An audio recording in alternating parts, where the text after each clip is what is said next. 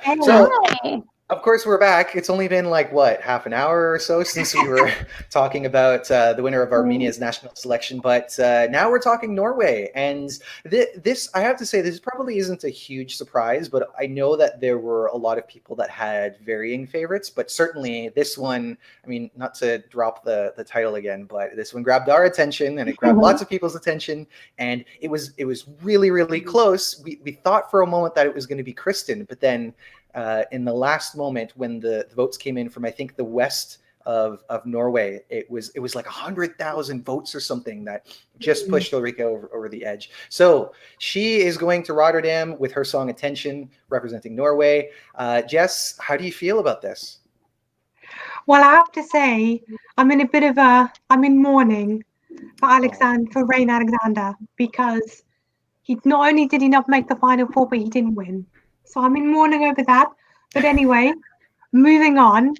Ulrika was not my favorite. Ulrika's song "Attention." It wasn't my favorite going into the competition.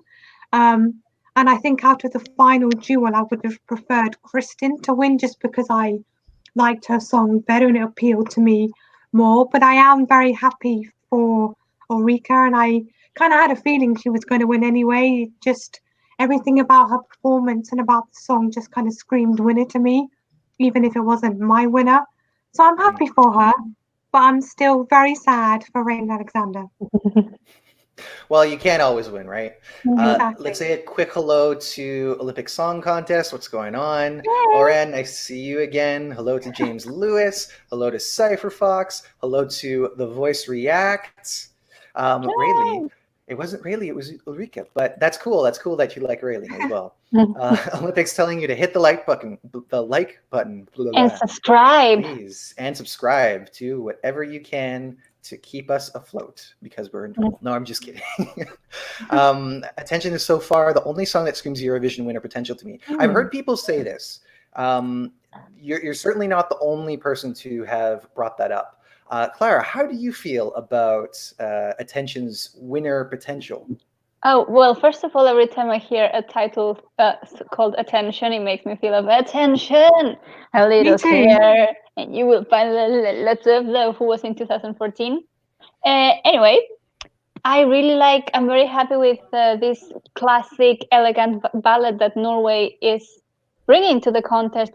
The staging is really, it's very classical, very simple, but it's very effective because Ulrike doesn't need anything else but her voice.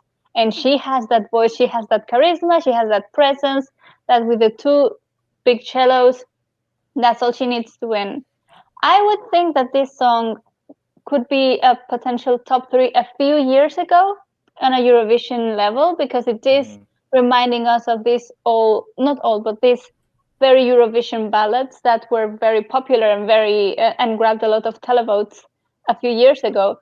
On this year, now I'm not sure, but like she will definitely do a really good job, and I think Norway could qualify to the final. I think one thing that makes me visually think of her, like seeing her win, is the fact that the Melodi Grand Prix stage resembles the stage in Copenhagen from 6 years ago. And with her in the middle belting out this ballad, I'm just thinking of our friend Conchita. I had her name in my mind and then it left right in the moment I needed it. So it's, like visually, I'm seeing those cues quite a bit. But I think I agree with you, Clara, in the sense that if this was a few years ago, then it would have been like, oh yeah, for sure, like this would win or be top three. This time around, I don't think it's necessarily a certain no. I think that obviously, there's still more songs to come, and this is certainly one of the most powerful that we've seen of the ones that have been selected. But I'm not going to be knocking it off yet, because I think that, as you mentioned, there's a lot to this that's just very simple, and all that they're doing is creating a space for Ulrike to bring her song to the stage. Let's check in what else you guys are saying. Snuttichser. She did make irate to top four. Who is your favorite? I saw that you said that it wasn't Kristen. That was Hi. Hello. What is it that you said? You like Kristen better. That's who you were saying. So let's talk about how close this was, because it was really that last moment when the final votes came in, where Ulrikke finally took the lead, because Kristen had so many more points, and it seemed like it was a sure thing. It must, like, I was pretty tense. How did you feel, Jess? Well, I remember when the first set of votes came in, Ulrikke had a higher score than Kristen. So immediately I was thinking, okay, this is going to be a runaway win for Ulrikke, as I kind of predicted.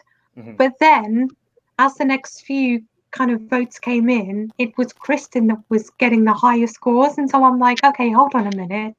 Kristen could be the surprise winner. Mm-hmm. And then at the very last minute, the very last vote, Ulrikke gets this like humongous vote that just outshines Kristen. And I'm not going to lie, I was maybe kind of just a little bit screaming at my laptop with these results, just because I was like, what the hell is happening? But yeah, it was definitely really like tense and like exciting, and just like Eurovision voting and Eurovision semi-final qualifiers, it was that level of, oh my God, oh my God. Mm-hmm. So yeah, it was an interesting voting. Yeah. Don't know what more to say. Well, I was a little bit concerned when I found out that this was going to be a 100% televote selection, because thinking back to Norway last year and how that was one of the big criticisms that Kano didn't really bring in the jury votes, I was kind of thinking, like, did we not learn anything from last year? Like, don't we need something with jury appeal? But I think that at the end of it, they've certainly made a good choice, because even if this, doesn't necessarily get the win that some people are hoping for, it seems like this is, very, very well performed. So long as, Ulrikke keeps that up, and I think that she could certainly get the jury points. Let's see what you guys are saying in the chat. Do is saying, to me, this isn't winning material. I think I also saw you say, about doing a revamp. I still doubt that they'll win the whole thing. Olympic is saying a bunch of Swedes crossed the border to finally Norway. Interesting hypothesis. Let's say hello to this stranger over here. Andy, hello. Yeah, he's saying everybody seems to love this. Well, I mean, as we found out lately, it doesn't seem to be as universally loved, but certainly a lot of attention. This is, I'm telling you guys, this is going to be the crowd of 2020, where we're not going to be able to stop. Just thinking that. Yeah. And I like the lyrics. I like, for me, the meaning behind the song, attention. Like, what do I have to do to get your attention? I think it's very current with like all this social media and Instagram posts, like all of these thirst traps, all of like, what do I need to post for you to look at my Insta stories and things like that. Yeah. Well, I actually asked Ulrikke about this exact thing. And I mean, for her, because it's kind of easy for us to assume that this kind of song is between someone and someone that they love, or somebody that they're infatuated with. Yeah. And that, she did say that was her point of view, but she said that one of the strengths of this song is that you can understand it in different contexts, like even not necessarily somebody that you love, but a friend, or somebody who you feel like has been neglecting you. Or she even said, like, to get the attention of your peers in school, sometimes you lose sight of who you are, and you start to stretch yourself to to be a person that you're not. So I think that this certainly has lots of universal appeal. Olympic, what are you saying? Norway 2021 for Melodi Grand Prix, for sure. Oh yeah, guys, but don't forget to check Stuart here. You're here. Yes. Stuart's interview with Ulrikke is also on the channel. Yeah, I put a link in the description down in the description. Alexander, voting scandal. Why couldn't they just cut to commercial instead of going to a jury? Because the people could have only Final Four got selected. Rain Alexander would have won. So obviously there are some disappointments. I know that Jess mentioned Rain Alexander was one of your favorites. So you're saying that you're surprised that it didn't make it even to the second tier of voting. Yeah, I mean, I thought everything about the song and the performance was very strong and very epic.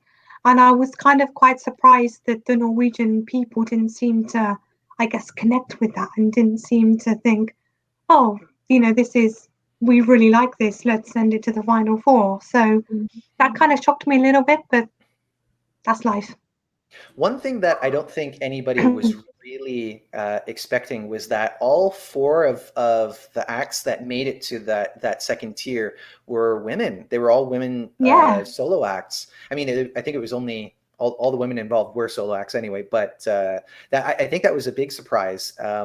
And I know that Kristen was certainly, she wasn't being ignored. I think that a lot of people said that was her that was their favorite, but perhaps it was a little bit surprising to see her get to the end and come second. Clara, did you get a chance to see Kristen's song? Yes, I did. She has an amazing voice, like very particular, very characteristic of her, and her stage presence. She's so cool. She has this vibe. Yeah, I think that when we did our pre-recorded videos on Melodi Grand Prix, I think Paolo described it as a little bit of a swagger.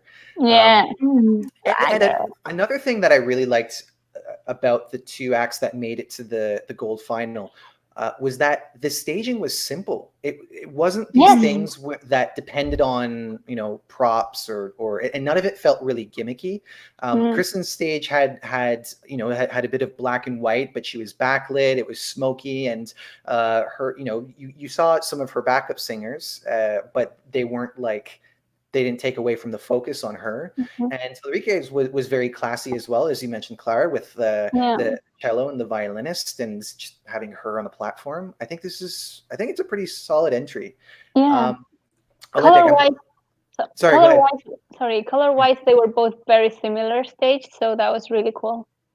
I wanted to say that, Olympic, I'm glad that you're mentioning Akuvi, because that was one of my favorites as well, although I did have my doubts that it would win or make it too far past the voting. Mats Eriks Forberg is asking, what did you think about the stage in Trondheim instead of Oslo? I think it helped Kristen to be on her home stage. That's an interesting thought. Jess, how did you feel about the stage? Yeah, I absolutely loved the stage. I thought it was, I mean, the whole arena in general was just like huge and incredible. And like you can tell that they had really put in so much work into this whole show. And like with the stage, it was kind of, rather than being more rounded, it was more kind of angled, like the Tel Aviv stage, which I loved. And I think that's probably why I loved it so much, that it was very kind of dynamic and eye-catching. And actually, I do think kind of the style and the shape of the stage kind of fitted in with a lot of the acts' performances this year. Like they just seemed to match so perfectly. It was a strange coincidence. I also like that it wasn't too much of a departure from, well, it was more or less the same idea as the stages in the semifinal. It was just bigger, and I think that some songs certainly came alive a little bit more to be in that bigger arena. And yeah, exactly. Sorry, I couldn't help myself. This is what I expect from you. I expect the musical references and the title drops and everything. So no, I'm not bothered by that at all. But yeah, to answer the question of Mats Erik, it's possible that she could have gotten a bit of a boost being on her home soil. I think that it was a surprise to see the voting come so close as it did. Because I think a lot of people were expecting a landslide victory for Ulrikke, or for there to be somebody else going up against her. Euroboy4 is saying, I enjoyed the recap of the old Norwegian entries. I enjoyed every time it happens at a national final. Yeah, and I know that Norway is a favorite country of a number of people. I think that's true for you, Jess, right? Oh yeah, definitely. I mean, the first time I watched MGP was only 2 years ago, in 2018. And since then, I've just grown to love it so much. And I mean, in all honesty, it's the only kind of foreign national final that I really like. So I'm hoping to go live next year and to be there live. That would be like a dream for me. So fingers crossed. You can be doing these live videos, but on the ground, and we'll see you with the crowd behind you. You'll have a microphone that says Eurovox on it, and all that. And anything's possible. Yeah, of course. And Clara, I'm sure that you also recognize that Norway just really embrace Eurovision in a way that's unique. music to other countries. And it's always something that we appreciate, right? They always bring this very cheerful spirit. I have a friend who is from Sweden, and she says that every time they hear Norwegian speak, they always sound super happy. And I think this is like the Norwegian spirit that they bring to Eurovision. Wonderful. So guys, I think we've covered it, because we've had 3 winners so far. I understand that the Roop won in Lithuania. But yeah, it's been a long day of lots of semifinals and finals going on. I hope that most people are happy, and if you're not happy, don't dwell on it too much, because it's Eurovision. You're supposed to be happy. Exactly, and there's no reason to, even if your favorite doesn't win, there's no reason to hate on who does, because every song has something good about it. Every song is a cry for love. I'm getting teary by the moment. I'm getting teary by the moment. I have to go to bed. The thing is, you never miss a beat. You always have it ready, like right away. So. Sing it away. We just need to find a way to make it profitable for her. Yeah, exactly. I need to monetize this talent. It's the most useless talent, and I can't pay my bills with it, but it's like the best talent I have. Okay, so I think we're going to wrap it up. Guys, don't forget to subscribe to Eurovox. Leave us a comment. If you're watching this after the live, then be sure to let us know what you think in the comment section. Keep tuned in to what we're doing, because, of course, we're trying to follow these national selections as best as we can. You'll certainly be hearing a lot more from us throughout the week. And be sure to look out for Andy's reaction videos, because he'll be reacting to the winners of all these selections, as well as the newly announced songs, because I understand that we're getting a song from France tomorrow, and we're also getting another one from Belgium the following day, and both of these songs have quite high expectations for them. Nice, fantastic. I'm losing my mind now. Get some rest, and then it will be okay. All right, guys, we'll catch up with you next time. Okay, take care. Bye.